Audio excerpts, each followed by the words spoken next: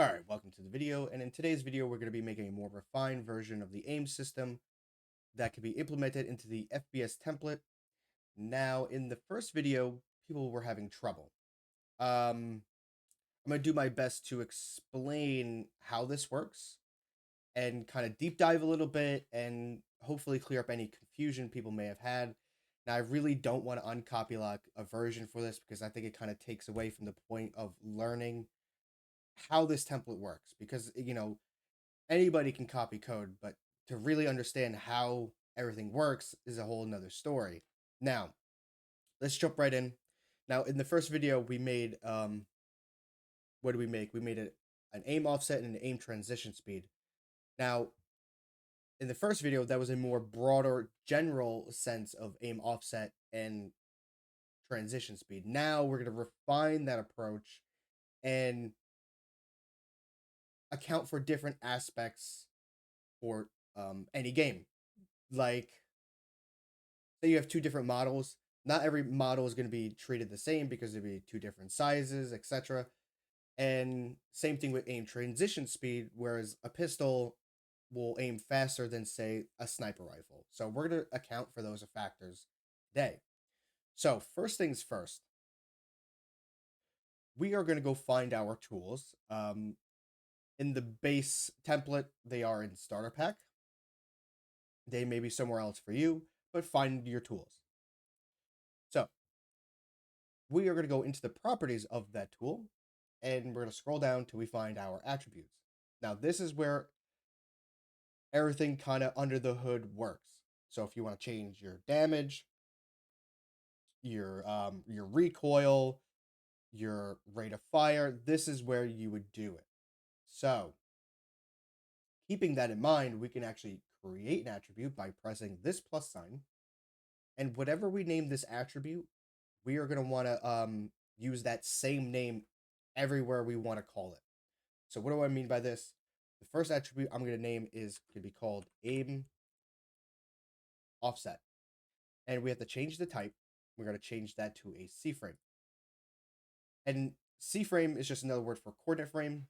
And in a 3D space, C-frame is going to have not only position, but orientation as well. So we're going to save this. And as you can see in our properties, we now have aim offset and we have position and orientation. Perfect. Now we're going to go into our other tool. And if you have multiple tools, you got to do this for each one.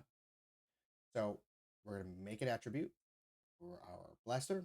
And just like in the auto blaster, we are going to call it aim offset, spelled exactly. And we're change this to a C-frame and save. Okay, now we can make a aim transition speed. So we're going to click the plus sign again, and we're going to call this aim speed. And we're going to change this to a number. And we're going to save this. And we're going to do the same thing in our auto blaster. Name it exactly aim speed. And change this to a number. And we're going to save. Now, I'm actually not just yet, going to change the values for our aim offset, but I am going to change the values for our aim speed. And I'll explain a little further the formula, how the formula works. But for now, I'm just going to make this a 3 for the auto blaster and a 4 for the blaster. All right, so that should do it for our tools. Now, we can start scripting. We can go into our replicated storage. We can go into our blaster and into our constants. Now, technically, we don't have to make new constants. But for good practice, and if we ever need to call it um, somewhere for some reason, we can just call our constants module. So it's just good practice to keep everything organized, just how Roblox did with the template. They kept everything organized. They kept all the attributes all in one place. So that's what we're going to do. Okay, so we're going to say aim offset equals And just like how we named it in our tool, aim offset. If I could spell today, I apologize. And now we're going to do the same thing for our transition speed.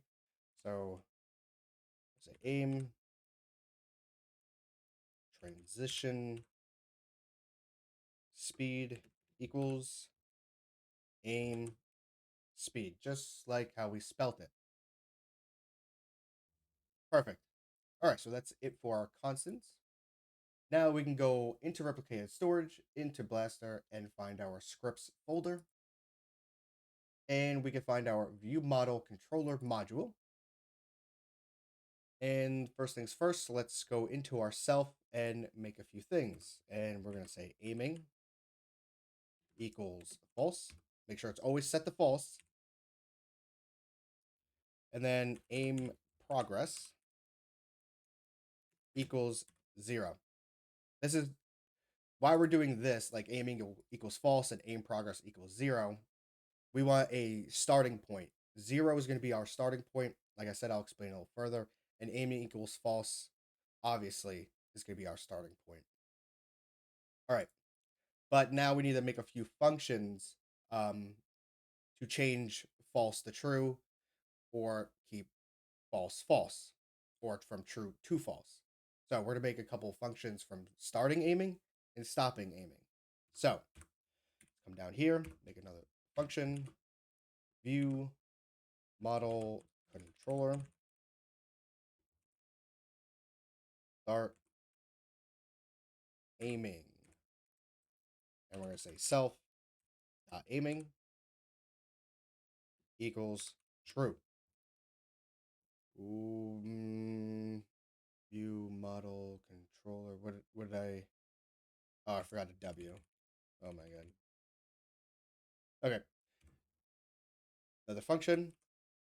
Function view model with the W controller. And stop aiming. Just like above, self.aiming. And this time it's going to be false. Perfect. That's all we got to do. Now we're going to go into our update function, because our update function handles delta time. So things get updated and they hit that right on the nose. And delta time is very important. So, and I'll explain that here in a second. But we're going to come down here and make some space. And before we start, we're actually going to make a few variables. We are going to make an aim offset, and we're going to make that equal to self.blaster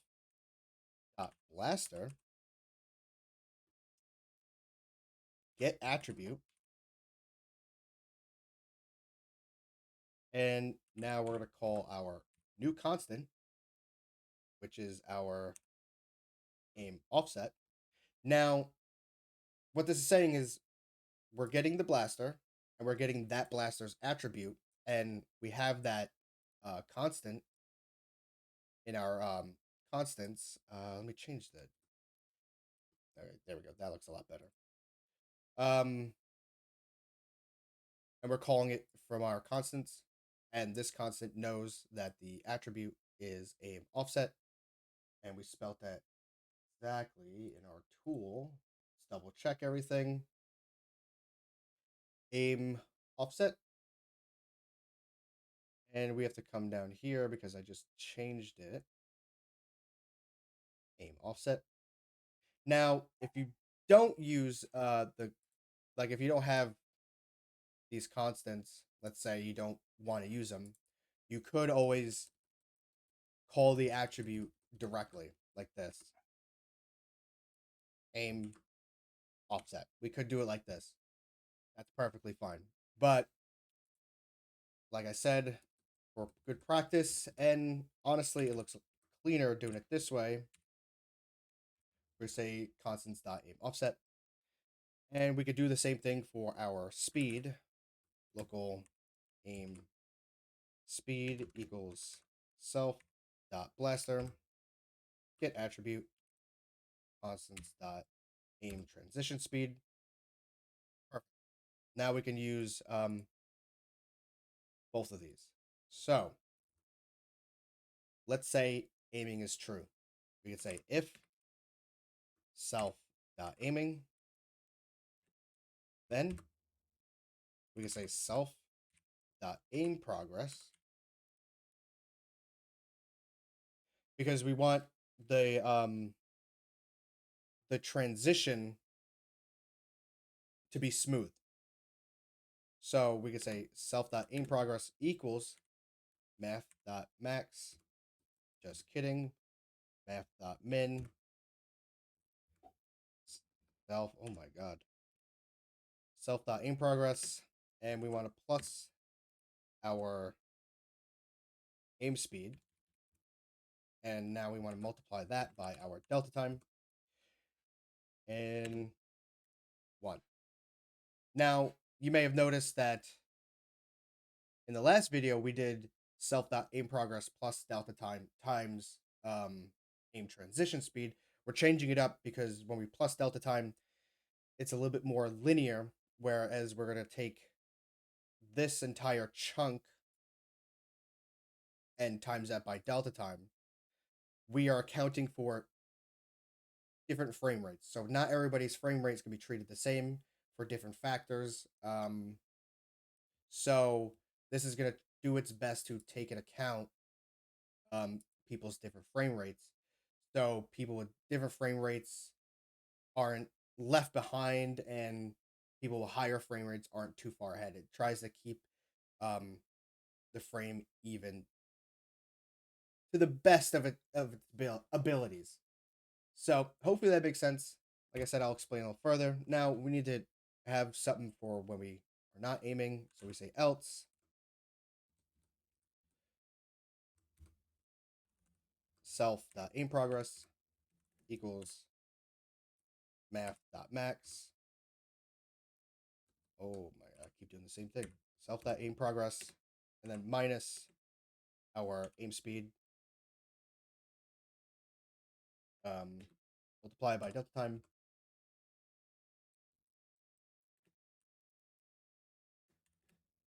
Zero. Perfect. Now we got our aim progress. So basically this is saying that we're transitioning from 0 to 1. Now the numbers are kind of arbitrary, but it's easier to understand from 0 to 1. So we're transitioning from 0 to 1.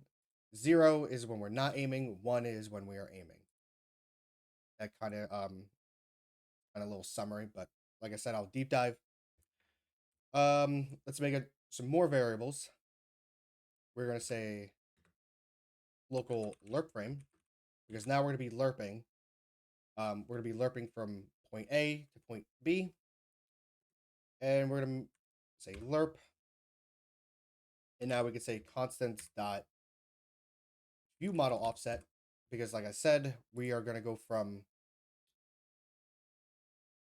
lerp from view model offset to aim offset. So we need the aim offset dot position, and we want to go to our aim offset dot position and self dot aim progress. Perfect. Now we have our lerp, and now we can create a new frame equals cframe dot new, and we can plug in our lerp frame. Now we can have a final frame, local final frame equals camera.cframe multiplied by our new frame, and we can multiply by our hopping C-frame. That looks good. Might have to change this. We'll test it. Okay, so now we want our model to pivot to our final frame. So all we got to do just take this out and plug in our final frame. We want the model to pivot to the final frame, and we want to add our bobbing offset and by 5 so it's not so bouncy, and that should work. Our model will pivot to the final frame when self.aiming equals true, and it will count the bobbing offset. So it bobs when we aim, and we're just making sure the strength is not so much. All right, so that should work. And now we can go into our blaster controller module and plug in our inputs. Now, I think this is where a lot of people got lost because the table.insert can be a little confusing of where it ends. So I'm going to go a little slower. But first things first, let's go into our self. And we want to make sure aiming equals false. And let's go until we find initialize, our function initialize. Go all the way down, all the way down. And it should be right here. Here's our function. Mine's at 270, could be different for you, but here's initialize, has all the table.inserts. Now we're going to come down until we find our input begin. Here's this table that it's all in, and here's the end of it. And we're going to find the end of our user input service, which is right here. And we're just going to come right above it to this end and press enter. Then we could say if input object dot user input type equals enum dot user input type mouse button 2, then self dot aiming equals true. And then now we can call our view model controller module. Say self dot view model controller, and then we can call our functions inside the view model controller, and we're looking for start aiming, and we're just going to pass true to it. Perfect. Now we're going to have to make another table.insert for input ended. So when we let go of mouse button 2, it's going to do something. So we're going to come down to the end of this parentheses and press enter. And we're going to make another table.insert.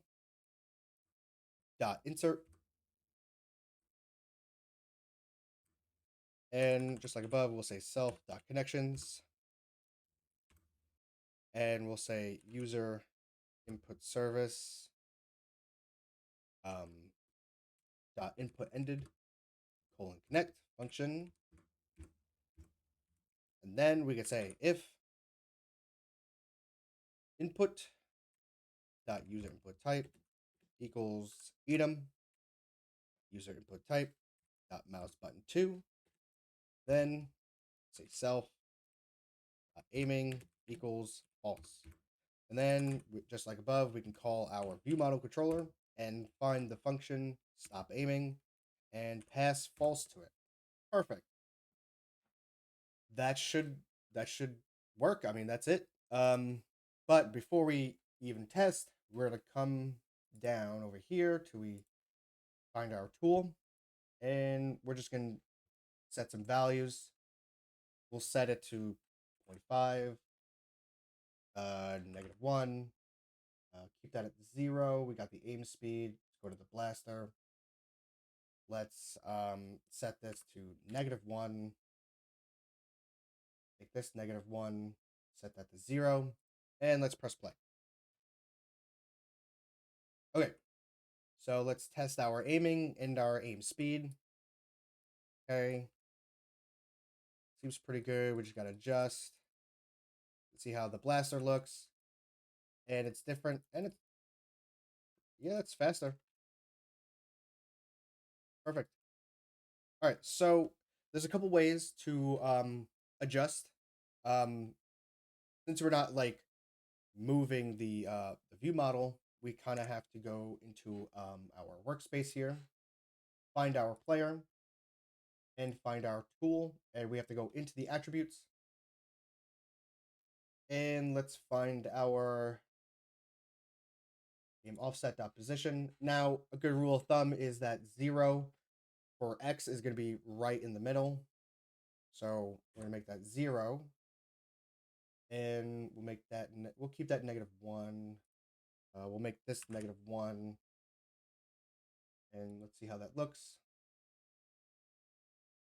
That looks pretty good. We can actually come a little higher. We'll say -1.1. A little lower. Okay, no, just kidding. 0.9. Yeah, that looks a lot better. A little bouncy though. That's fine. Okay, so then we need to remember these values because we have to adjust it before we press play. So what do we got? 0, -1, 0.99, -1. Okay. So let's actually stop. Let's go to our blaster. Find our game offset. 0, 0.99, -1.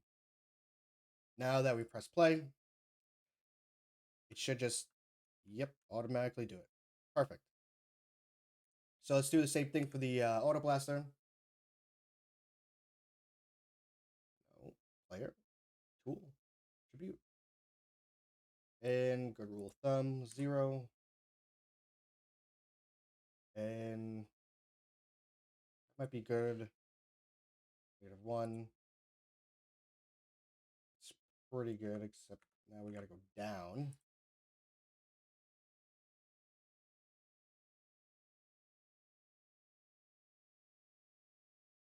Down, and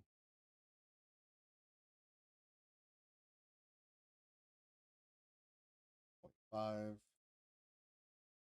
We're going up, just kidding. 1.1. There we go. Perfect. So now we have our values set up. Now we have to set it up in the tool itself because this won't save. So 0, -1.1, -1. Let's go to our auto blaster. Let's make this 0. What was it? -1.1, 1. And let's test. Perfect.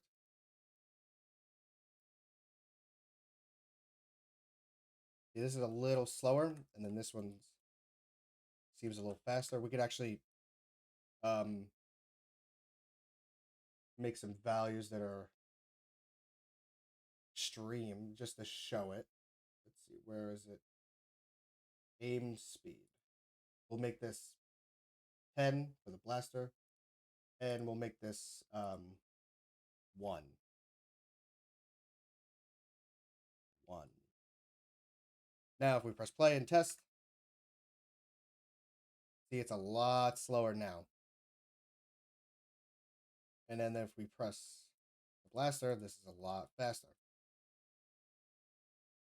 Obviously, we don't want the auto blaster to be that slow, so we're going to kind of go back to this 3.5. We'll go make this 5. Okay, so everything's all set up. Now, let's say you made a custom model and it's not exactly lined up the best. And your X is a little bit off, right? And you can't go past 0, 0, 1 because it'll always go to 0. So let's test this actually. Test this theory. So we do 0, 0, 1, 0, 0, 0, 1. It should go to 0. You can always do -0.1, kind of like that. And it should go off center a little bit. Now, let's say that doesn't work for you. Let's say you just kind of winged it on the making of the model and even adjusting tiny amounts doesn't work, we can actually kind of bypass this a little bit. We can come to our view models folder here, and we can drag it to the workspace. Go into it, go into the blaster, go into the mesh parts, select all the mesh parts, and we can move it left, right, or center, and it should work. So I move this over just like so, and then put this back, and then I can go back to the tool. I have this set 0. Okay, yes, perfect. So it should be off to the right a little bit. Yeah, perfect. So that's like another like a way you can adjust, like say that you made your model and it's not um exactly lined up and you're having trouble. There's workarounds. So that being said, we can actually just set this back here. This up. Make sure we're all good. Yep, that works. Okay, so now let's do the deep dive. Now you don't have to. You can click off the video now if you don't want to learn. Have fun with the new system, but this is for people that want to learn how this works. Okay, so why and how does this work? So first things first, let me grab my notes. Let's go into the view model controller and understand why this works. So we have 1 and 0. 1 means aimed, 0 means not aimed. And we want to transition from 0 and 1. Okay? And we are using math.min and math.max as a clamp. Okay? We want to clamp these values, so we can't go past 1 and we can't go below 0. Does that make any sense? So that's why we're using math.min and math.max. We want to clamp it. So during the transition, we want the smallest value to reach 1, and then we want the largest value to reach 0. So say we're like 75% or like 95% there, and it takes another 0.2 to get to 1. We don't want it to go another 0.5 or whatever to go from 0.9 to 1.1. We just want capped at 1. Okay. So lerp. Lerp is a formula, and we want to transition from point A to point B. Now, you can actually see this in this template. If we go to utility and we go into the lerp module, you can see they have lerp A, B, T, and then this returns the lerp formula. Honestly, I don't know why they did this, because when you lerp in Roblox Studio, it just automatically knows.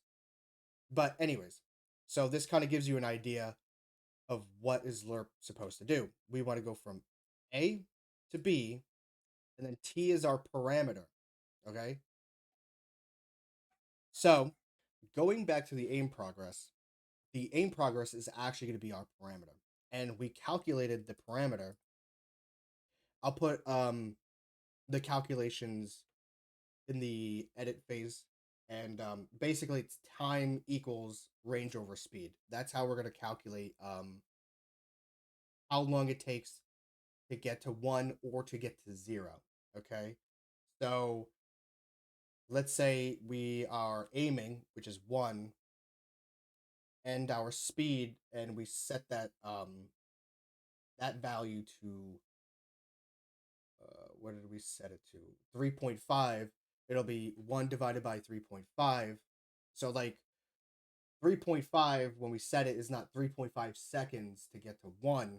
it's actually 1 divided by 3.5, and that'll equal the number of seconds it takes. So I think 1 divided by 3.5 is like 0.22 or 28. I think it's 0.28 seconds. And say you made the aim speed 1, it'd be 1 divided by 1 equals 1. And it'll take 1 second to get from 0 to 1, and then 1 second from 1 to 0. Does that make sense? So that's the formula for our t, our time. Time equals range over speed. And t is our parameter from lerp. That's why we have it at the end here, because that's our t. That's our parameter that we're setting. So when we lerp, we are going from point A, which is our view model offset position. That is our starting position. And we want to go to B, our aim offset position. And our parameter is self.aim progress, which we set above. So if you want, you could make some space here and add a few comments. We can make this our A. Make another comment, B. And another comment, and our T. Just for to make it look easier, I guess. And then we want to make a new C frame. So that's why we're doing cframe.new, and then we're going to plug in our lerp frame, our lerp frame formula.